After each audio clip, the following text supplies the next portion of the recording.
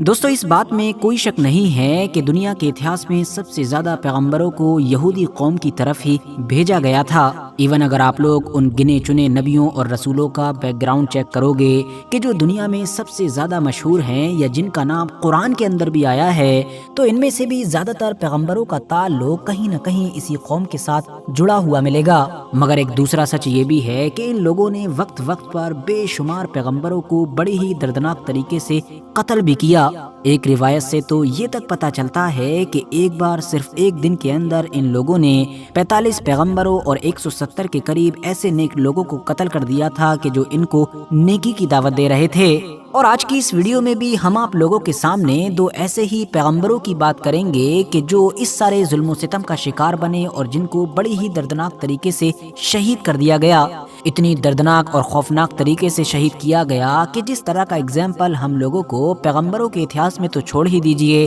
بلکہ عام لوگوں کے اتہاس میں بھی بمشکل ہی ملتا ہے۔ اور حیرانی کی بات تو یہ ہے کہ یہ دونوں پیغمبر کوئی عام پیغمبر نہیں تھے بلکہ کتنے زیادہ مشہور اور اونچے لیول کے تھے۔ اس چیز کا اندازہ اسی بات سے لگایا جا سکتا ہے کہ توریت، انجیل اور باقی پرانی کتابوں کے ساتھ ساتھ قرآن کے اندر بھی ان دونوں ہی پیغمبروں کا ذکر باقاعدہ ان کے نام کے ساتھ موجود ہے۔ دراصل ہم بات کر رہے ہیں حضرت زکریا علیہ السلام اور حضرت یحییٰ علیہ السلام کی۔ RH نیٹ ورک کی نالجبل فرینڈز، ہماری اس سچی کہانی کا آغاز ہوتا ہے آج سے لگ بھگ 2000 سے 2100 سال پہلے سے، کہ جب اس دنیا میں ایک اللہ کے پیغمبر ہوا کرتے تھے یعنی حضرت زکریا علیہ السلام۔ ان کی عمر کافی زیادہ ہو چکی تھی مگر پھر بھی ان کی اولاد نہیں تھی، جس کی وجہ سے یہ خود اور ان کی جو وائف تھیں وہ کافی غمگین رہا کرتے تھے اور ہمیشہ یہ تمنا کیا کرتے تھے کہ کاش خدا ان کو ایک اولاد دے دے۔ خاص طور سے حضرت زکریا علیہ السلام اس بات کو لے کر بھی پریشان رہا کرتے تھے کہ میرے اس دنیا سے چلے جانے کے بعد نہ تو میری کوئی اولاد ہوگی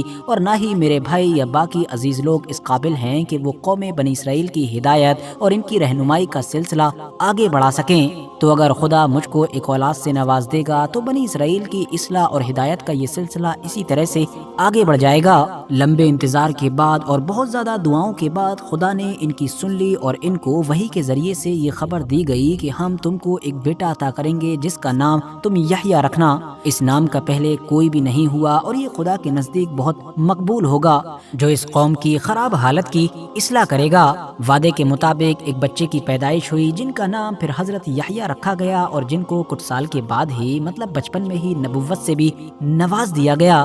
یہاں پر دوستو ایک انٹرسٹنگ بات آپ لوگوں کو یہ بھی بتاتا چلوں کہ حضرت یحییٰ کی جو ماں تھی یعنی کہ حضرت زکریا کی بیوی جن کا نام حضرت حنا تھا، ان کی ایک بہن ہوا کرتی تھی جن کا نام حضرت مریم تھا۔ یہ وہی مریم ہیں کہ جن کے پیٹ سے بنا باپ کے پھر ایک بچے کی پیدائش ہوئی جو پھر آگے چل کر ہماری اس دنیا کے سیکنڈ لاسٹ نبی بنے اور جن کو دنیا نے حضرت عیسیٰ علیہ السلام کے نام سے جانا۔ تو اس حساب سے حضرت یحییٰ علیہ السلام اور حضرت عیسیٰ علیہ السلام رشتے میں آپس میں خالہ زاد بھائی تھے۔ حضرت یحییٰ علیہ السلام نے شروعاتی دور سے ہی اپنی قوم کی خوب اصلاح کی اور موسیٰ علیہ السلام کی شریعت کو زندہ کیا، اور پھر بعد میں جب حضرت عیسیٰ علیہ السلام نے نبوت کا دعویٰ کیا تو حضرت یحییٰ علیہ السلام ان کی دعوت کو قبول کرنے والے سب سے پہلے انسان تھے۔ یاد رہے کہ عمر کے معاملے میں حضرت یحییٰ علیہ السلام حضرت عیسیٰ علیہ السلام سے 6 مہینے بڑے تھے۔ دوستو روایتوں سے پتہ چلتا ہے کہ حضرت یحییٰ علیہ السلام بہت زیادہ گریہ وزاری کیا کرتے تھے یعنی رویا کرتے تھے، جس کی وجہ سے ان کے چہرے پر بھی کافی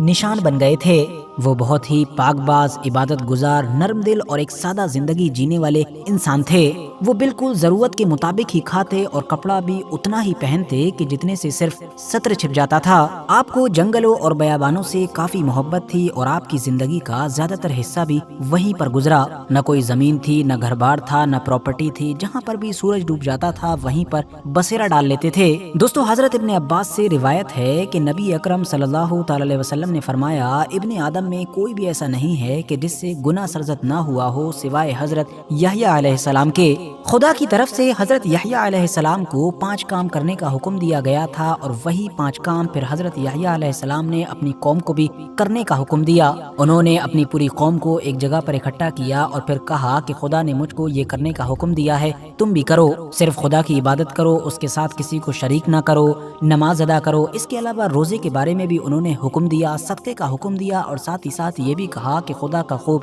ذکر کیا کرو۔ اب جہاں تک معاملہ حضرت یحییٰ علیہ السلام کی شہادت کا ہے تو اس کے اوپر تو الگ الگ دور کے بہت سارے اسکالرز نے بہت ساری چیزیں لکھی ہیں، لیکن جو چیز زیادہ تر اسکالرز نے لکھی ہے اور جس کا ثبوت اور جس کا وجود ہم لوگوں کو عیسائیوں کے بھی بہت سارے سورسز میں ملتا ہے، وہ کچھ اس طرح سے ہے کہ بتایا جاتا ہے کہ اس دور میں اس علاقے پر ایک ہیروڈ نام کے بادشاہ کی حکومت ہوا کرتی تھی۔ ہیروڈ کی یہ چھوٹی سی حکومت اگر آج کے دور کے حساب سے دیکھیں تو تھوڑے سے جارڈن اور تھوڑے سے ندن فلسطین کے علاقے پر ہوا کرتی تھی۔ یہ بادشاہ کافی عیاش ہوا کرتا تھا اور اس کی انہی عیاشیوں کی وجہ سے اب قوم بھی کافی عیاش ہو رہی تھی اور کھلا محسوس کر کے غلط کاموں کی طرف جا رہی تھی۔ ہیروڈ نے اپنے بھائی کی بیوی ہیروڈیاس کے جو عیسائیوں کے اتہاس میں کافی مشہور ہے اس کو انلیگلی اپنے گھر پر رکھا ہوا تھا۔ اب کیونکہ حضرت یحییٰ علیہ السلام قوم کے نبی تھے اور اپنی پوری قوم کی اصلاح کیا کرتے تھے، انہوں نے بادشاہ کے اس کام کی کھلی مخالفت کی اور کہا کہ یہ عورت تمہارے لیے بالکل بھی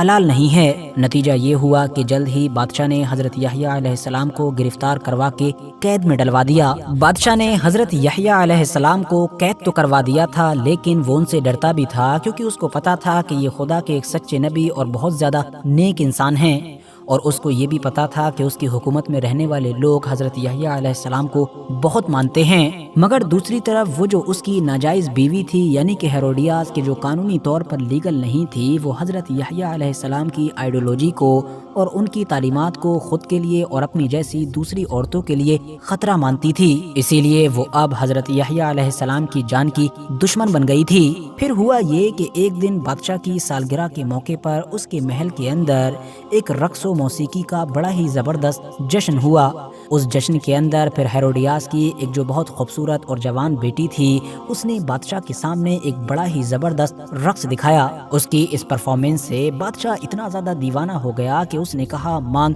کیا مانگتی ہے۔ اس پر ہیروڈیاس کی بیٹی نے اپنی ماں سے مشورہ کیا اور ظاہر ہے ماں تو اسی موقع کی تلاش میں تھی۔ اس نے اپنی بیٹی سے کہا کہ تو بادشاہ سے یحییٰ کا سر مانگ لے۔ اس کے بعد اس کی بیٹی نے سر جھکاتے ہوئے کہا کہ بادشاہ سلامت، مجھ کو یحییٰ علیہ السلام کا تھال میں رکھا ہوا سر چاہیے ہے۔ یہ سن کر پہلے تو بادشاہ تھوڑا سا سٹپٹایا، لیکن ظاہر ہے وہ تو پہلے ہی زبان دے چکا تھا اور ویسے بھی وہ اپنی محبوبہ کی بیٹی کی بات کو کیسے ٹال سکتا تھا۔ اسی لیے فوراً حکم دیا گیا اور وہ حضرت یحییٰ علیہ السلام کے جو جیل میں بند تھے ان کو بڑی ہی دردناک طریقے سے سر کاٹ کر شہید کر دیا گیا، اور پھر بعد میں ان کے کٹے ہوئے سر کو تھال میں سجا کر محل میں لایا گیا۔ دوستو، روایتوں سے پتہ چلتا ہے کہ حضرت یحییٰ علیہ السلام کی شہادت پر آسمان سے خون کی بارش ہوئی اور سورج کا رنگ سرخ ہو گیا تھا۔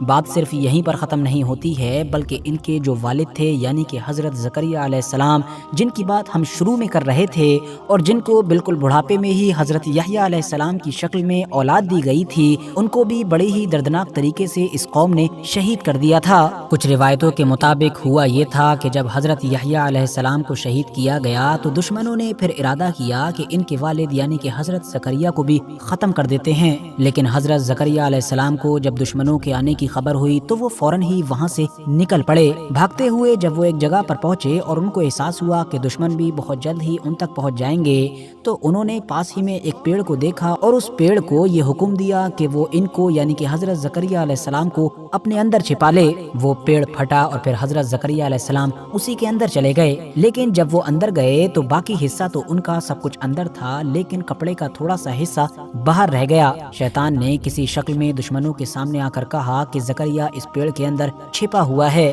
کپڑے کے اس حصے کو جب دشمنوں نے دیکھا تو فوراً ایک آرے کی مدد سے وہ اس پیڑ کو کاٹنے لگے۔ چند لمحوں میں ہی ان لوگوں نے آرے کی مدد سے اس پورے پیڑ کو چیر ڈالا اور اس طرح سے حضرت زکریا علیہ السلام کی بھی شہادت ہو گئی۔ حالانکہ دوستو، یہاں پر یہ بات بھی ایڈ کرنا ضروری ہے کہ بہت سارے مسلم اسکالرز حضرت زکریا علیہ السلام کی شہادت کے اس واقعے کو صحیح نہیں مانتے ہیں، یعنی یہ جو پوری روایت ہے کہ انہوں نے پیڑ سے مدد مانگی، پھر وہ اس کے اندر گئے اور بعد میں اس پیڑ کو ہی چیر دیا گیا، یہ پوری روایت بہت سارے مسلم اسکالرز کے مطابق گڑی ہوئی ہے، یعنی کہ فرضی ہے، جس کو بعد میں رد و بدل کر کے کتابوں کے اندر انٹر کر دیا گیا اور انہی کتابوں کے ذریعے سے سینکڑوں سال سے وہ عام لوگوں میں پھیلتی چلی گئیں۔ فی الحال دوستو، اسی کے ساتھ آج کی اپنی ویڈیو کو بھی ہم یہیں پر ختم کرتے ہیں۔ ویڈیو اگر انفارمیٹیو لگی ہو تو لائک کرنے کے ساتھ ساتھ دوستوں کے ساتھ ضرور شیئر کریں، اور ایسی ہی نالجبل اور ہسٹوریکل ویڈیوز ہمیشہ دیکھنے کے لیے ہمارے اس چینل کو سبسکرائب کرنے کے ساتھ ساتھ بیل آئیکن کو ضرور پریس کریں۔